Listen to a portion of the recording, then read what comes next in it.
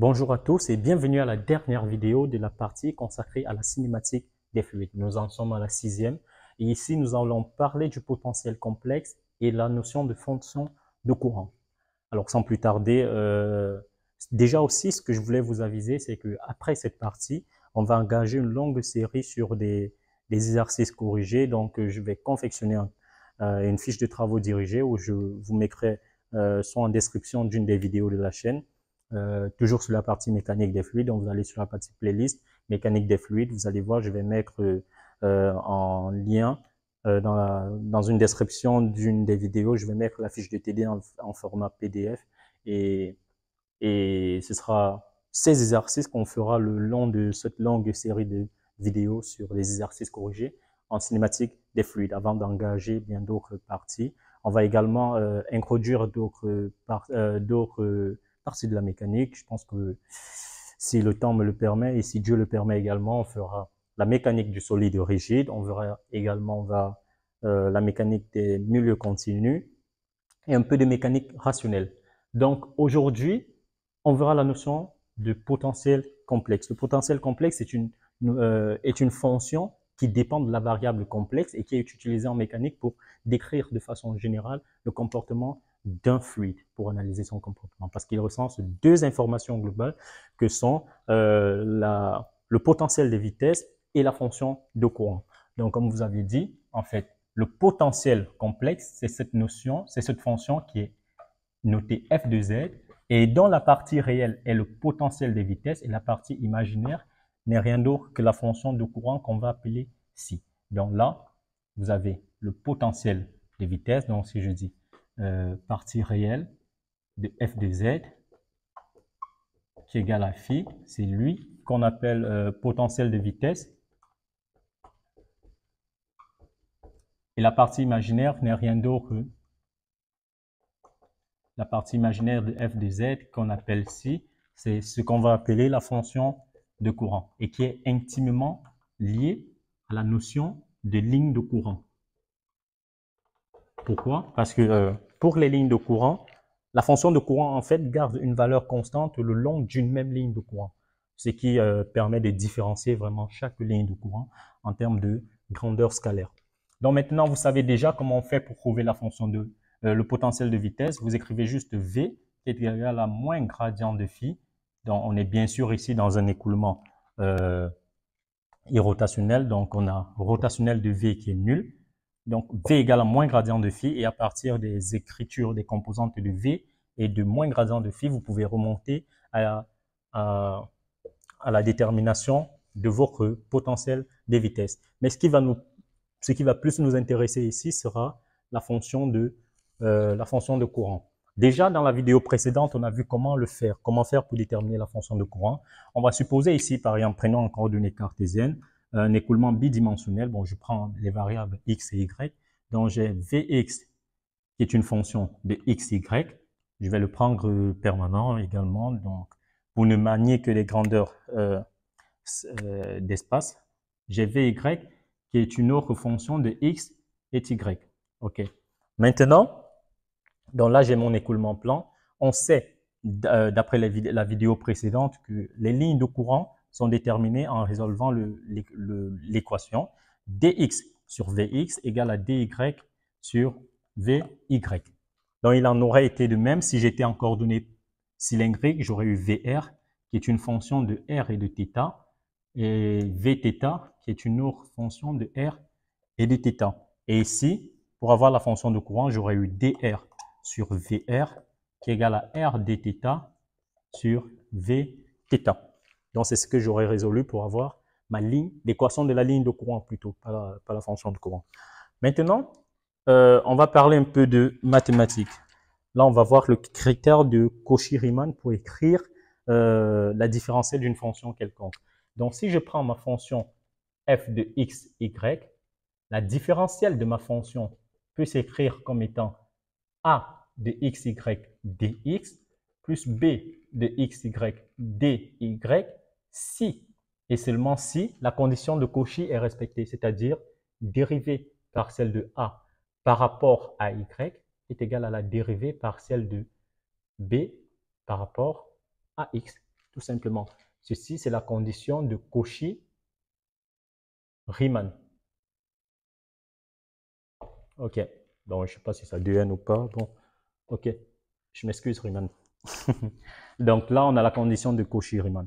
Okay. Maintenant, venons à ce que nous avons là. Prenons le cas le plus simple. Bien sûr, si vous voulez, on va le faire celui-là. Donc ici, si j'essaye de développer, j'aurai Vy dx, Vy dx qui est égal à Vx dy. Donc, moins Vx dy qui sera égal à 0, tout simplement. Ou encore l'inverse, quoi. Donc, si on commence par les Vx, là j'ai Vx dy moins Vy dx. C'est pareil, quoi. Égal à 0. Maintenant, à partir de ceci, vu que nous savons que cette équation, elle est propre à une ligne de courant, et si nous savons également qu'il y a une grandeur qui se conserve le long de cette ligne de courant, ça veut dire que nous pouvons écrire ceci comme étant la différentielle d'une fonction. Et on va vérifier si effectivement cela est possible en respectant le critère de Cauchy-Riemann. Donc je viens, est-ce que le fait d'écrire ceci, est-ce que j'ai raison de pouvoir écrire ceci comme étant la différentielle d'une fonction? Je viens maintenant pour écrire le critère de Cauchy-Riemann. Pour l'écrire, qu'est-ce que je vais faire? Je vais faire dérivée de a par rapport à y. Mon a, qu'est-ce que c'est? Mon a, il est associé à dx, ça veut dire que c'est lui qui est a. Dxy. Et vx, c'est lui qui est b de xy. Dérivée de a par rapport à y, revient donc à avoir dérivée de moins Vy, moins Vy par rapport à y, égale à dérivée de Vx par rapport à x. Lorsque je remets tout en ordre, j'ai dérivé de Vx par rapport à x, plus dérivée de Vy par rapport à y égale à 0. Je vois bien que ceci n'est rien d'autre que la divergence de mon champ eulérien de vitesse qui est égal à 0. Donc, ceci n'est possible. Je ne peux faire ceci que si la divergence de mon champ de vitesse est nulle. Autrement dit, mon écoulement est incompressible. Donc, pour un écoulement, déjà là, nous avons bidimensionnel permanent et en plus incompressible. Donc, si mon écoulement est incompressible, alors il existe une fonction psi telle que dψ soit directement égal à quoi? Je prends ce que j'ai là, Vx dy moins Vy dx. Ceci est ma fonction psi. Alors, si psi dépend de x et y, normalement, bien sûr qu'on a dit que c'est constant, mais je dis en termes, vu que nous sommes dans le plan, je sais que dérivée dψ, normalement, c'est la dérivée de psi par rapport à x dx plus la dérivée de psi par rapport à y dy. Maintenant, si on essaye d'identifier ces deux expressions, je vois automatiquement que j'aurai ce qui est suivant dx. C'est quoi? C'est dérivé de... Bon, commençons par Vx, tout simplement. Vx, c'est ce qui est suivant dy. Et suivant dy, j'ai dérivé de psi par rapport à y.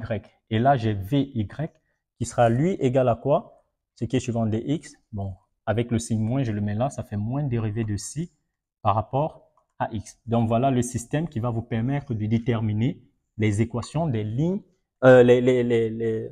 l'équation, oui, l'équation de la fonction de courant. Si vous allez faire pareil avec le potentiel de vitesse, vous intégrez et vous remontez à l'expression de psi, qui est votre fonction de courant. Donc maintenant, si on prenait ceci, on allait voir également que ça allait vérifier la même condition parce qu'on aurait eu quoi? On aurait eu VR qui va multiplier R dθ moins Vθ dr qui sera égal à 0. Et si j'allais vérifier, j'allais toujours tomber sur la divergence de V égale à 0 parce que j'aurais eu dérivée de A par rapport à Y est égal à dérivée de B par rapport à X. Mais ici, je vais dériver A.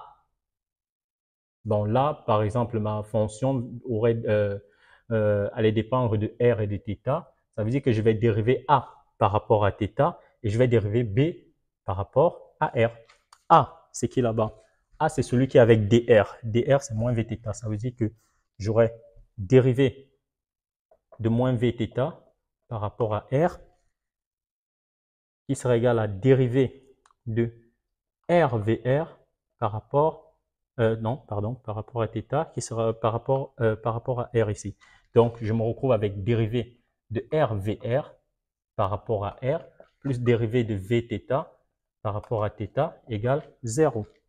Et ceci, si on multiplie avec 1 sur r partout, ça ne change rien. Donc, j'aurai 1 sur r. 0 fois 1 sur r, ça fait 0 toujours. J'ai bien la divergence de mon champ V qui est égal à 0. Donc, il faut toujours que l'écoulement soit incompressible. Maintenant, si on revient pour écrire le système, j'aurai dc qui sera égal à quoi? Donc, ceci ne sera rien d'autre que dc. Je vais l'écrire comme dc. dc, je sais que c'est la dérivée de ci par rapport à r dr plus la dérivée de ci par rapport à θ dθ. Donc là, qu'est-ce que j'aurai? Dérivée de ci par rapport à r va s'identifier à quoi? Tout ce qui est suivant dr, ici c'est moins vθ. Et tout ce qui est suivant dθ, ici c'est rvr. Donc commençons avec, on commence avec qui? Vr, ok? Donc j'ai vr fois r qui sera égal à quoi? Tout ce qui est suivant dθ, c'est-à-dire dérivée de ci par rapport à θ. Et j'aurai moins vθ, c'est-à-dire vθ, qui sera égal à moins dérivée de ci par rapport à r. Donc ici, je peux dire que VR, c'est 1 sur r dérivé de ci par rapport à θ. Et vθ, c'est moins dérivé de ci par rapport à r. À partir de ceci, vous voyez que vous pouvez remonter à l'expression de votre fonction de courant si vous connaissez les composantes radiales et orthoradiales de votre champ lorien de vitesse. Donc, c'est généralement ce qui sera utilisé pour déterminer la fonction de courant. Mais il est à noter, vous voyez là par exemple, vous avez moins, c'est la deuxième composante. Vous allez voir dans certains exercices, ça peut arriver qu'on fasse allusion à un moins existant à la première composante. Sachez que ça, c'est en convention naturelle, mais dans les disciplines clés, les disciplines de, si je ne me trompe pas, les disciplines de la météorologie et l'océanographie,